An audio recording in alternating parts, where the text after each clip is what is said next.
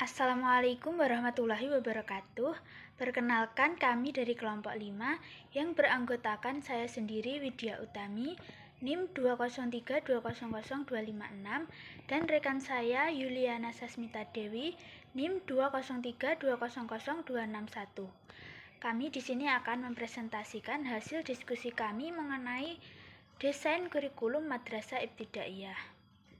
Yang pertama yakni pengertian desain kurikulum.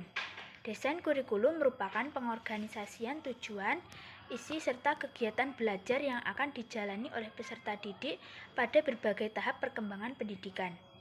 Dalam desain kurikulum akan tergambar berbagai unsur kurikulum, hubungan antar satu unsur dengan unsur lainnya. Menurut Nana S. Sukmadinata, desain kurikulum adalah menyangkut pola pengorganisasian unsur-unsur atau komponen kurikulum.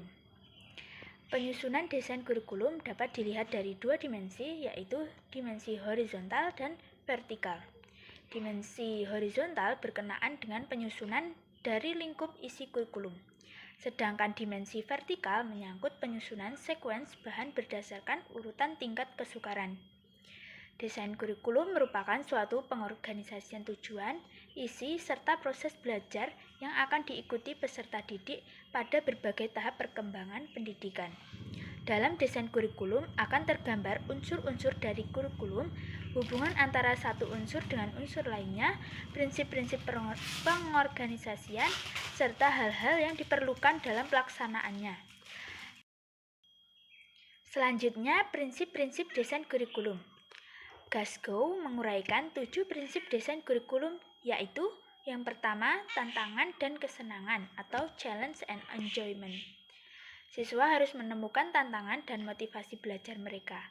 Kurikulum harus memberikan aspirasi dan ambisi bagi seluruh siswa.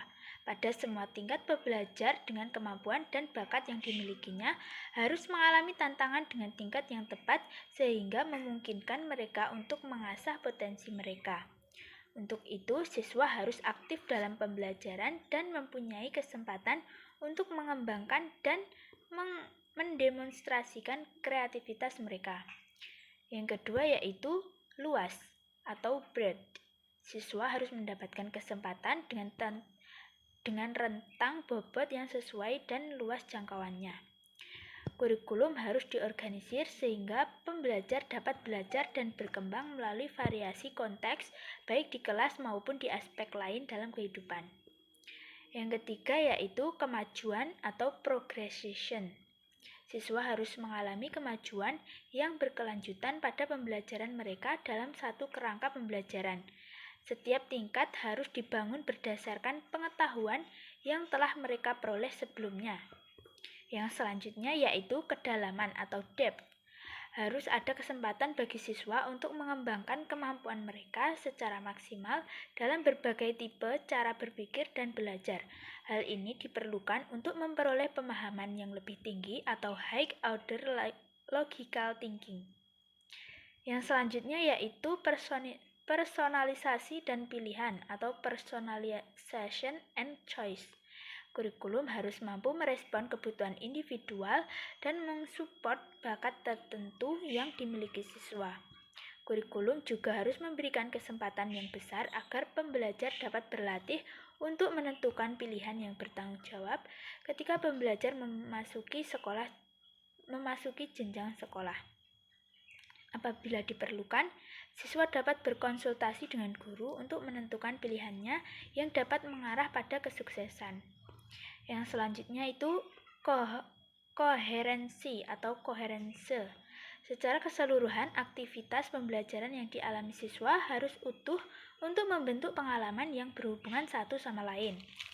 Yang selanjutnya yaitu relevansi atau relevance. Seorang siswa harus memahami tujuan pembelajaran serta mampu untuk memetik nilai dari pelajaran yang diperoleh dan relevansinya dalam hidup mereka saat ini dan masa depan. Pendapat yang kedua dikemukakan oleh Saylor. Saylor mengajukan 8 prinsip ketika akan mendesain kurikulum. Prinsip-prinsip tersebut adalah yang pertama, Mendesain kurikulum harus memudahkan dan mendorong seleksi serta pengembangan semua jenis pengalaman belajar yang esensial bagi pencapaian prestasi belajar sesuai dengan hasil yang diharapkan. Yang kedua, desain memuat berbagai pengalaman belajar yang bermakna dalam rangka merealisasikan tujuan-tujuan pendidikan, khususnya bagi kelompok siswa yang belajar dengan bimbingan guru. Yang ketiga, yaitu desain harus memungkinkan dan menyediakan peluang bagi guru untuk menggunakan prinsip-prinsip belajar dalam memilih, membimbing, dan mengembangkan berbagai kegiatan belajar di sekolah.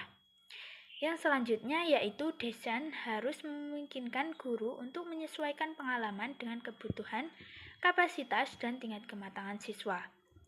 Selanjutnya, desain harus mendorong guru mempertimbangkan berbagai pengalaman belajar anak yang diperoleh di sekolah ataupun di luar sekolah dan mengaitkannya dengan kegiatan belajar di sekolah. Yang selanjutnya, desain harus menyediakan pengalaman belajar yang berkesinambungan agar kegiatan belajar siswa berkembang sejalan dengan pengalaman terdahulu dan terus berlanjut pada pengalaman berikutnya. Yang selanjutnya, kurikulum harus didesain agar dapat membantu siswa mengembangkan watak, kepribadian, pengalaman, dan nilai-nilai demokrasi yang menjiwai kultur.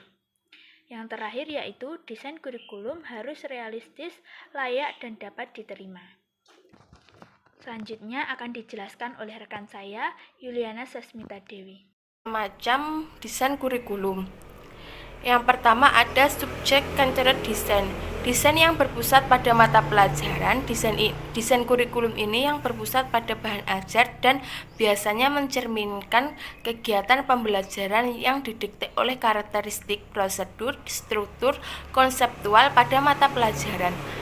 Pada desain ini terdapat 3 jenis desain, yaitu subjek content design, subjek desain, disiplin desain, dan juga broad-based design. Yang kedua ada linear content design. Desain yang berpusat pada pembelajaran adalah suatu desain kurikulum yang mengutamakan peranan siswa. Pengembangan kurikulum ini sangat dipengaruhi oleh Dewi, seperti berinteraksi sosial, keinginan bertanya, keinginan membangun makna, dan keinginan berkreasi menekankan sifat-sifat alami anak dalam pengembangan kurikulum. Jenis desain ini dapat dibedakan menjadi 2, yaitu activity experience design dan humanistic design. Dan yang ketiga ada problem-centered design. Desain yang berpusatnya adalah problem design, kurikulum yang berpusat pada masalah yang dihadapi dalam kehidupan masyarakat. Berbeda dengan linear content design, kurikulum model desain ini telah disusun sebelumnya. Isi kurikulum ini berupa sebagai masalah sosial yang dihadapi peserta didik masa kini dan masa yang akan mendatang. Penyusunan sekuensi didasarkan pada kebutuhan, kepentingan, dan kemampuan peserta didik. Tahap-tahap desain kurikulum. Yang pertama ada mengidentifikasi misi institusi dan kebutuhan para pengguna pendidikan. Langkah pertama yang paling penting adalah untuk memahami misi dari institusi di mana kurikulum itu dibuat. Misalnya, misi dari Fakultas Pendidikan adalah untuk melatih para calon peserta didik agar dapat memberikan pelayanan pendidikan kepada masyarakat.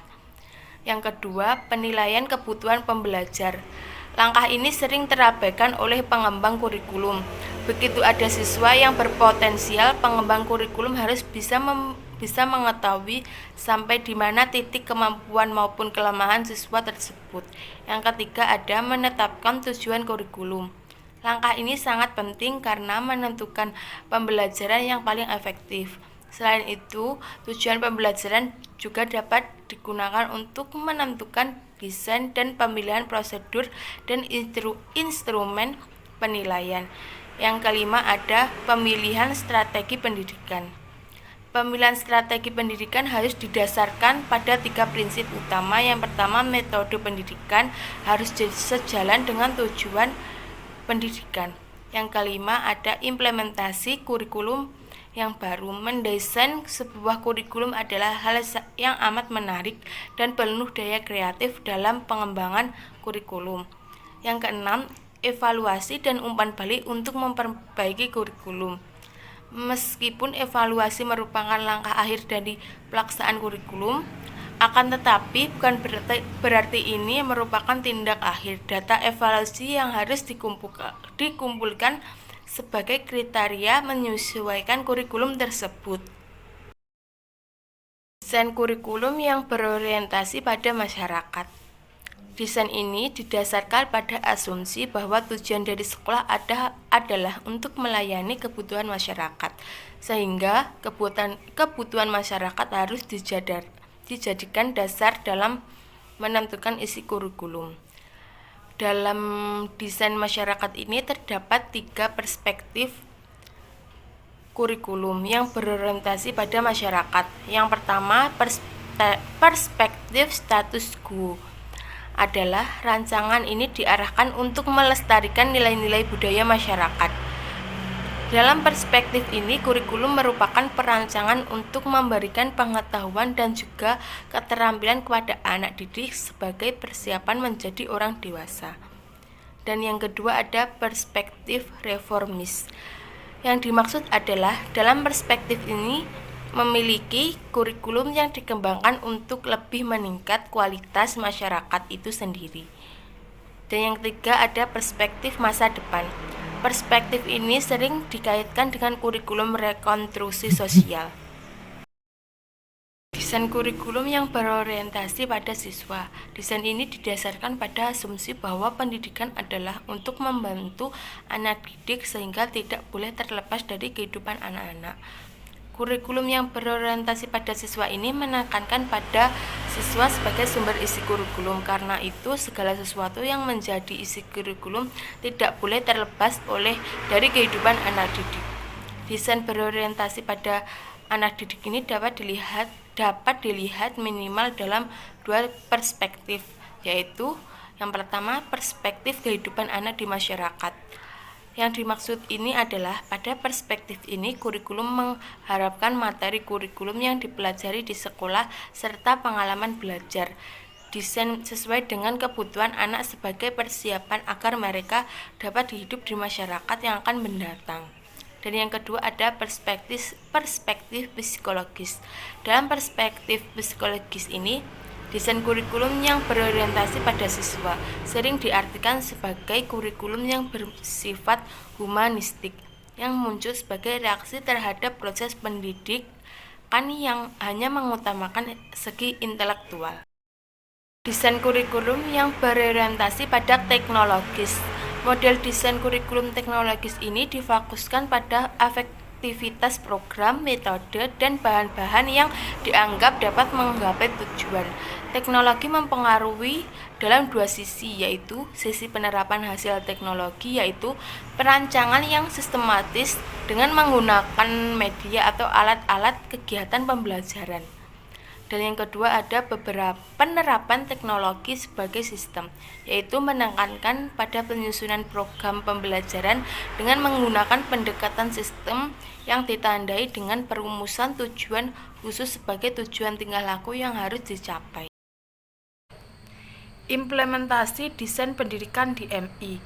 Kurikulum yang berlaku di Indonesia sejak 7 tahun yang lalu sampai sekarang adalah kurikulum 2013 atau yang disebut dengan kurikulum pendidikan karakter. Desain kurikulum 2013 ini mengkombinasikan beberapa macam desain. Konsep dasarnya adalah pendekatan pembelajaran terpadu sejalan dengan pengertian pembelajaran tematik integratif. Kurikulum 2013 ini mengombinasikan 3 desain kurikulum, yakni subject centered design, learner centered, dan problem centered design dengan satu induk utama, yakni tematik integratif learner centered.